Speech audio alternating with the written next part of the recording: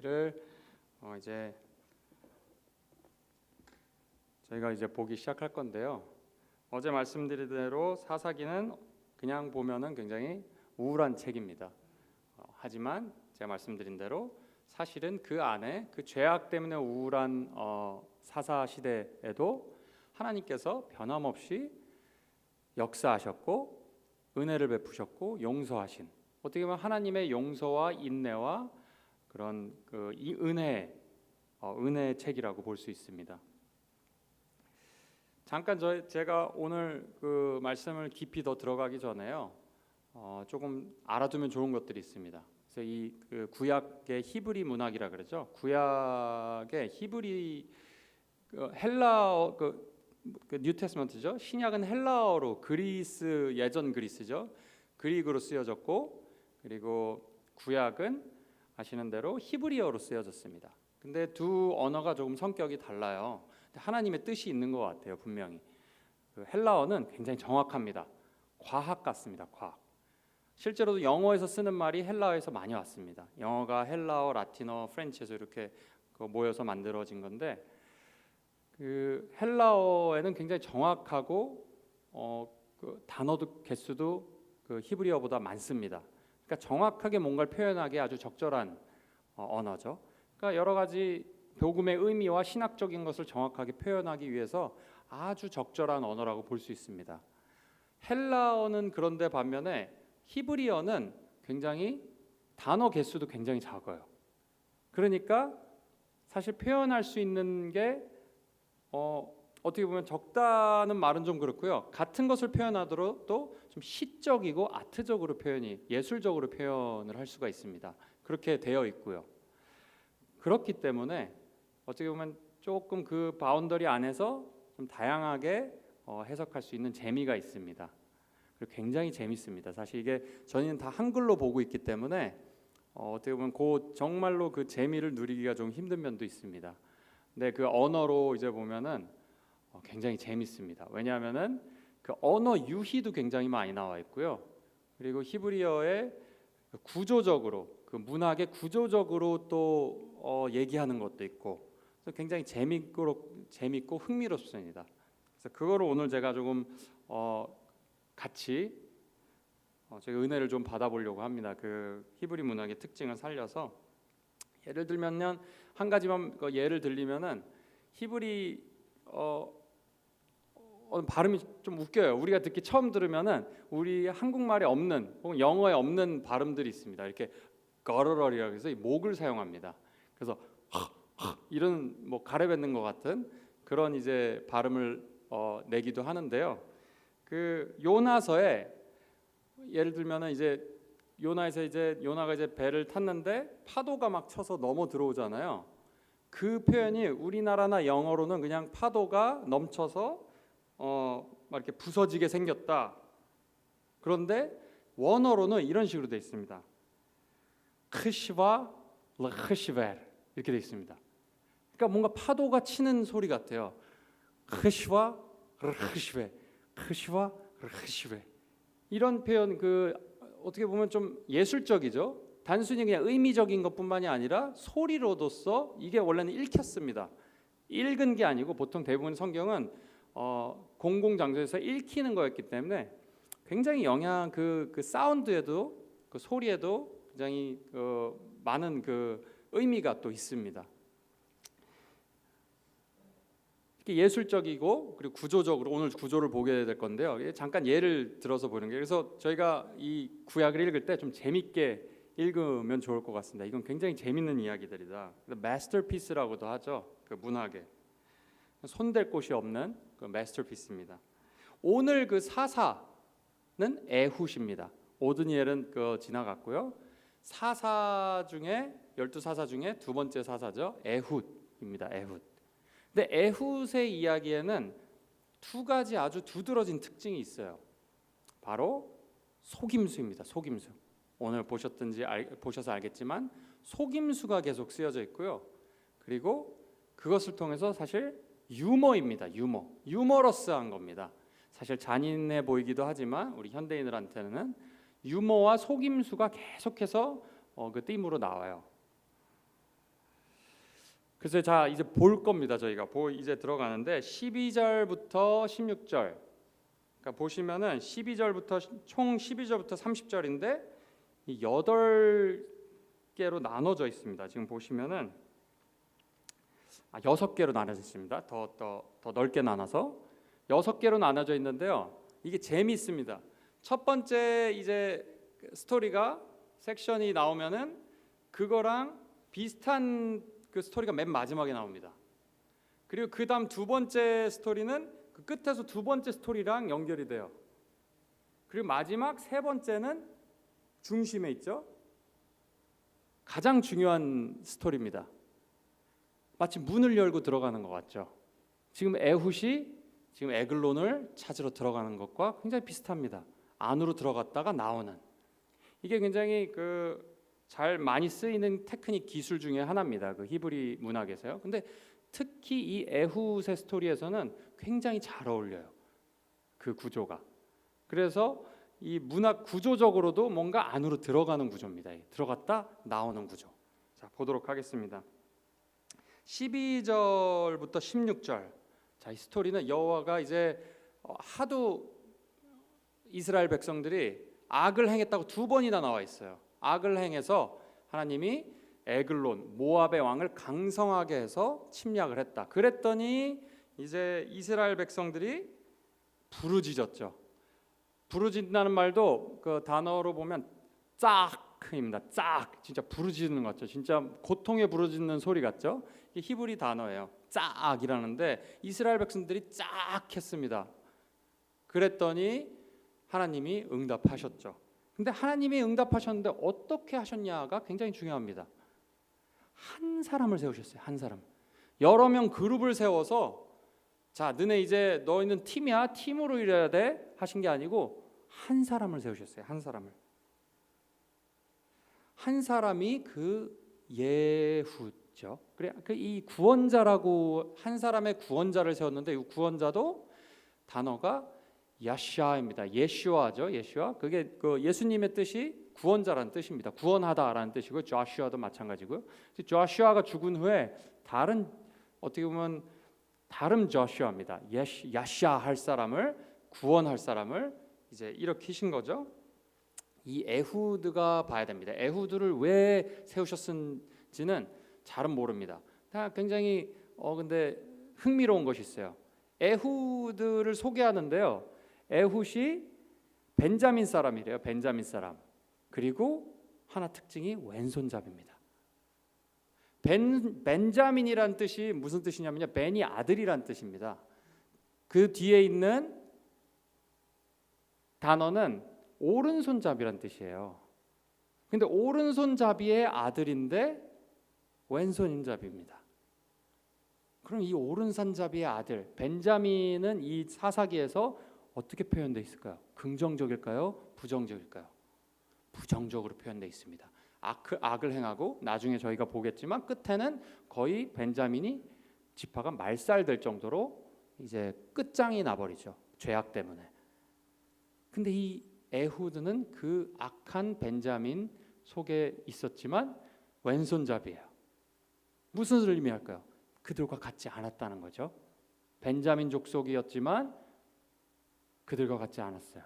이 오른손이라는 게 사실 굉장히 긍정적인 의미입니다. 성경에 걸쳐서 보면은 힘과 영광을 나타내요. 보통 예수님도 하나님 아버지가 오른편에 앉아 계신다 그러고 그 오른손이 힘이 보통 대부분의 많은 사람들이 다수가 오른손이 힘인 센 손이기 때문에 그런 긍정적인 의미가 더 많습니다.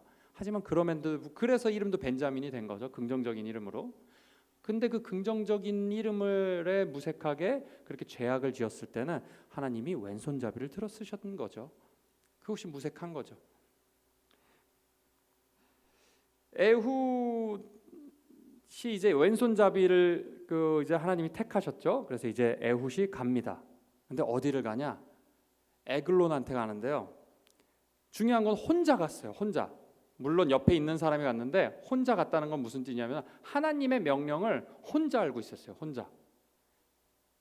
그러니까 같이 이제 트리뷰시라고 나와요. 영어로는 이제 공물을 바친다고 하는데 이 곡물을 바치러 가는 줄 다 아는 거예요. 그냥 일반적으로 항상 에글론 왕에게 바치는, 에글론이 아주 악독한 왕입니다. 아주 잔인하고 악독한 왕이고 굉장히 강한 왕입니다. 누구도 감히 그 앞에서 뭐 말실수도 할 수 없고, 옆에 군인들도 어마어마하게 강력한 군인이었어요. 근데 이제 간 거죠. 근데 여기서 곡물이라는 게 바치는 게 그러니까 매번 이렇게 바치는 것인데, 사실 원어로 보면은 이게 하나님한테 드리는 그 소제라고 돼. 레위기에 보면 소제라는 겁니다. grain offering이죠. 소제는 언제 드리냐? 그냥 감사함 있을 때 언제든지 드릴 수 있습니다. 내 마음에 주신 걸 땡스기빙 같은 거이기도 합니다. 그리고 하나님이 선하시고 또 merciful 하셔서 은혜를 베푸셔서 내 감사한 마음에 내가 자원해서 드리는 겁니다.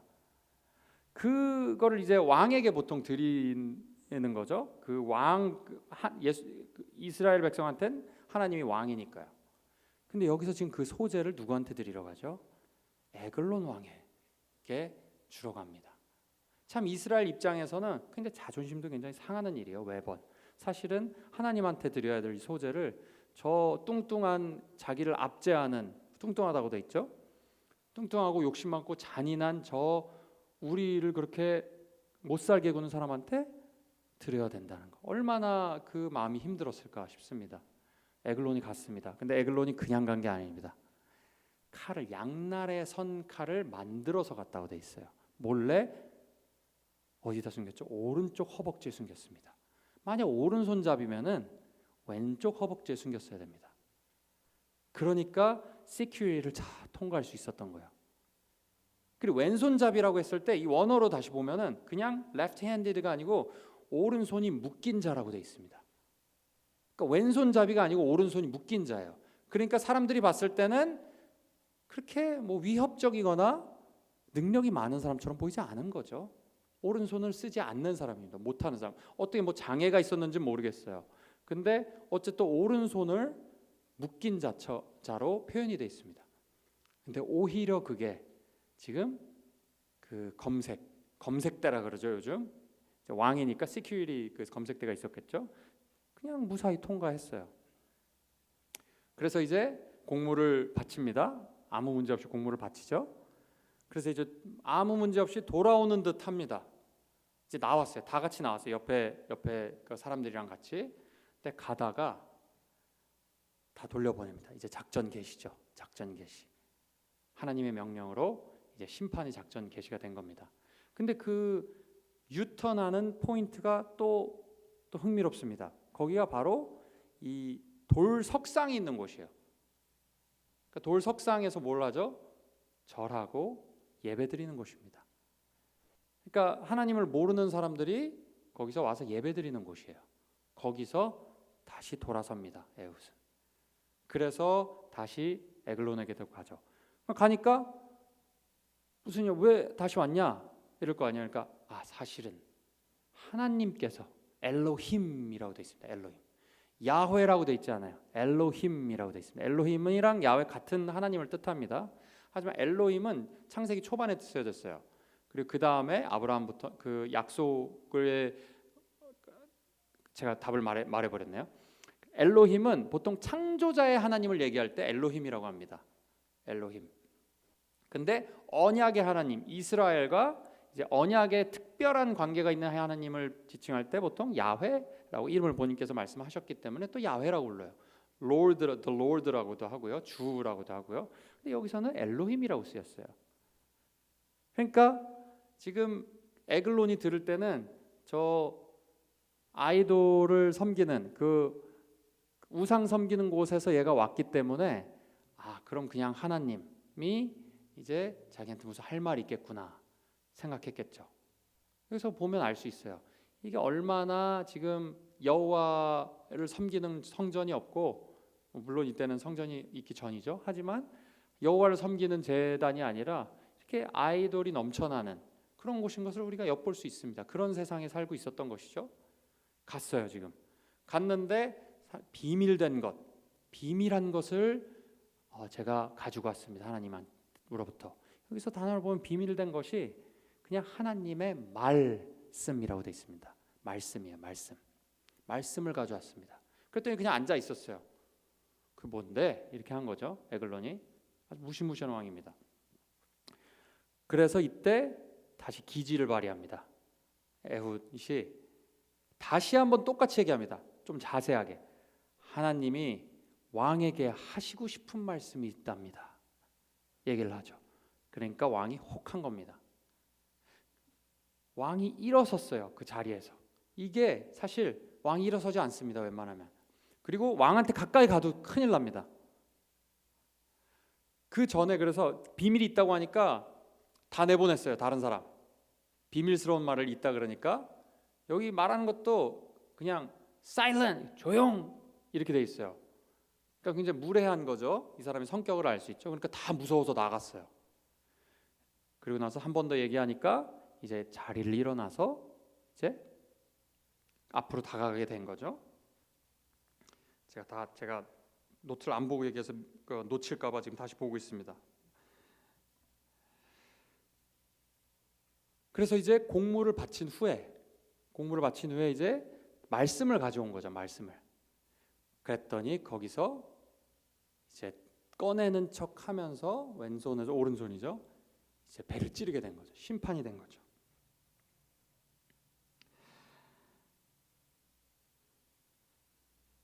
결국 에글론에게 하나님이 하시는 말씀은 심판이었던 겁니다. 에훗은 속임수로 칼을 숨겨가지고 이걸 말씀이라고 했지만 사실은 하나님의 말씀이 그 칼로 의미가 전달이 된 것이죠. 여기가 굉장히 문학적인 표현입니다. 어떻게 보면 기법이죠. 중요한 것은 곡물을 줬지만 곡물이 사실 스토리를 보면 에글론을 위한 게 아니었어요. 이스라엘을 압제하는 악하고 욕심 많은 그 뚱뚱하다고 나와 있는 에글론 왕을 암살하는 것이 오히려 하나님께 드려지는 예배가 되는 스토리입니다. 이게 사실은 마치 이 동물들을 희생하는 희생 제물이 되는 것처럼 에글론을 곡물을 드리고 감사의 제물을 드리고 어떻게 보면 구원의 감사겠죠. 이것을 통해서 구원을 주실 거니까. 그리고 에글론을 그렇게 마치 동물처럼 표현해 놨습니다. 에글론을 동물을 이제 죽여서 번제를 올리는 것 같은 하나님께 드리는 진정한 예배라는 것이 어떻게 보면 우리에게도 적용되는 것 같아요. 우리의 죄악을 알고 죄악과 싸우며 그걸 죄악을 이겨보려고 노력하는 그 순수하고 열정 있는 그런 순수한 마음, 하나님 앞에 내가 정말 순수한 마음으로 죄악 없이 살고 싶다 하는 그 마음, 마음이 어떻게 보면은 진정한 예배의 의미 아닐까 싶습니다. 이것을 보면은. 자, 에훗은 이제 여기서 끝이 아닙니다. 이제 클라이맥스죠. 근데 아직 끝이 나지 않았어요. 나와야죠. 그 엄청난 시큐리티를 뚫고 들어왔는데 나가야 됩니다. 다시. 근데 여기서 에훗이 도박 같은 걸 하게 됩니다. 도박을 하죠. 나갔을 때 나가다 분명히 잡힐 게 분명해요. 왜냐하면 나가면 바로 신하가 들어오니까. 근데 여기서 문을 잠굽니다. 근데 문을 잠궜을 때 사람들이 들어왔을 때 왜 문을 잠궜지? 바로 열어서 보면은 자기는 잡히게 돼 있어요.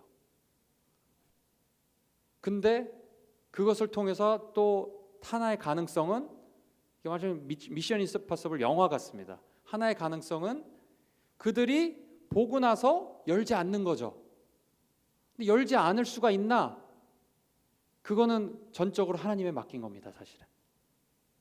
근데 이 사람들이 바보가 됐어요. 여기서 보면은 대조가 됩니다. 에훗의 지혜와 하나님께 의지하는 지혜와 그 에글론의 신하들의 그런 멍청함, foolishness죠. 가서 보고 이 배를 찔렀으니까 안에 있는 게 다 나왔겠죠. 그러니까 냄새가 난 거예요. 이 대변의 냄새가 났을 거예요, 아마. 그러니까 괜히 무서우니까 화장실 지금 일 보시는가 보다. 이 발을 가리었다고 되어 있는데 그게 화장실 간다는 뜻입니다. 이디엄이죠. 나간 거예요. 그러니까 그동안 이제 나갈 수 있었던 거죠. 그래서 돌뜨는 아까 그곳을 지나서 스이라라는 곳으로 도망갑니다. 근데 아직 끝나지 않았습니다. 이제 알아차렸죠. 아마 쫓아오고 있었을 겁니다.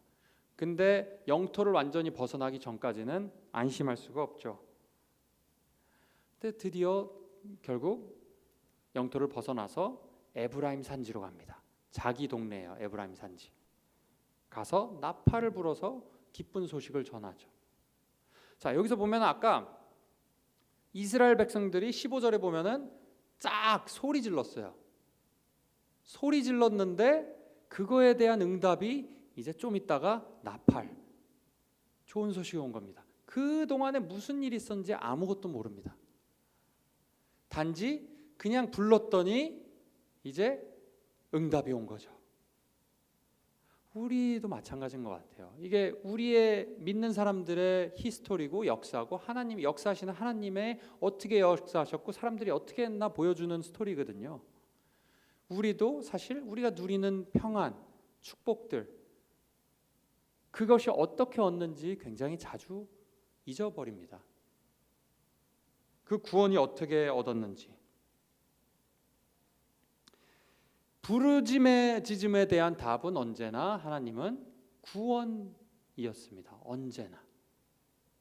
이 사사기에 쭉 걸쳐서 봐서도 단 한 번이라도 하나님이 이 구원의 메시지, 부르짖음에 대한 본인이 죄 지었는데도 불구하고 회개하고 부르짖었을 때 한 번이라도 리젝하거나 무시하신 적이 없었죠.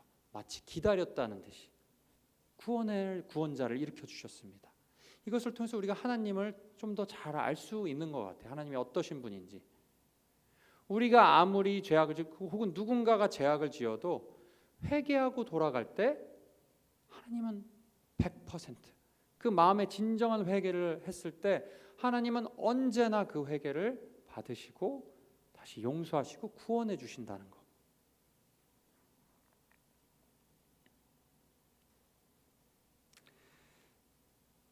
하나님의 답은 구원입니다. 우리의 삶에 하나님의 모든 어려움 속에 우리 기도 제목의 응답은 큰 응답은 궁극적인 구원입니다.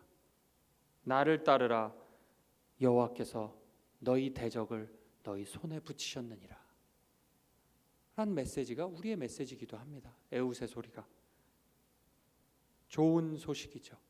이미 왕은 쓰러졌고 죽었고 가서 이제 그 다음 보면 아주 손쉽게 그냥 점령을 하는 것을 볼 수가 있습니다. 이스라엘 백성이 죄를 짓고서 회개하며 부르짖었을 때 하나님이 왼손잡이 에훗을 한 사람을 사용해서 온 이스라엘 백성을 악독한 왕으로부터 구원하셨지만 그 평강은 결국 80년밖에 가지 않았습니다. 그 다음엔 똑같은 죄악을 계속해서 또 저지르게 되죠. 하나님에게는 에훗보다 더 큰 계획이 있으셨습니다.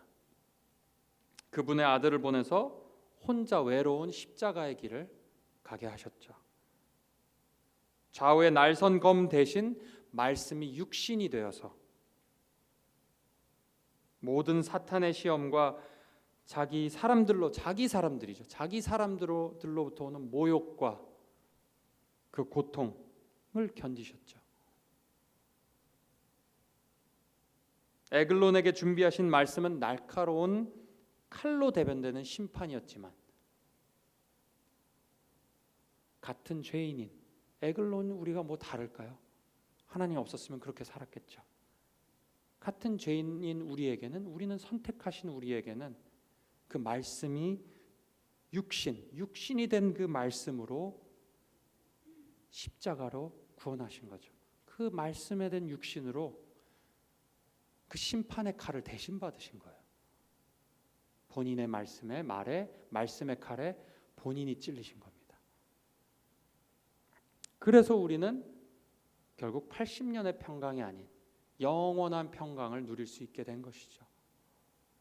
오늘 사사기 말씀을 통해서 에훗의 스토리를 통해서 이때 장차 부족한 이 에훗의 리더, 이 에훗이라는 리더를 통해서 나중에 완벽한 영원한 평안을 주시려고 보내신 예수님이 보이는 것 같습니다. 이 에훗을 볼 때 저희가 앞으로도 계속 사사를 보면서 사사만들의 특징들이 있습니다. 다 하나님이 역사하는 게 다르게 역사하셨어요. 하지만 그 모든 그 사사들의 모습들은 부분적으로 예수님을 예표한다 그러죠. 예수는 장차 오실 구원자의 모습을 닮아 있습니다. 다 완벽하진 않죠. 퍼즐 조각들 같습니다. 근데 그 퍼즐 조각들이 다 합쳐졌을 때 결국 예수님의 완전하신 예수님의 구원자의 모습이 되는 것이죠. 그것이 하나님의 궁극적인 응답이었고요. 오늘 아침 궁극적으로 하나님이 우리의 삶의 문제, 그 죄악의 핵심적인 죄악에 대해서 응답을 주신 그 예수 그리스도라는 응답을 주신 큰 축복을 주신 복음을 주신 하나님을 한 번 더 하나님께 감사하는 그리고 그 복을 누리는 오늘 아침 되기를 주님의 이름으로 축원합니다. 자, 기도하겠습니다.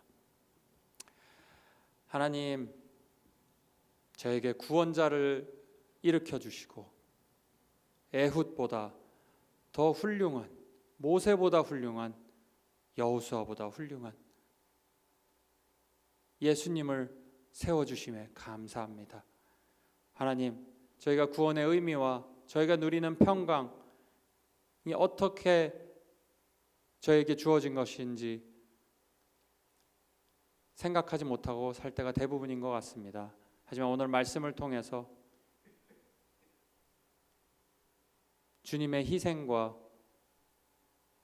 주님의 사랑과 그 안에 들어있는 주님의 사랑과 주님의 은혜로우심을 오늘 저희의 삶 속에 적용하면서 사는 오늘 그런 하루 되게 하나님께서 축복하여 주시옵소서.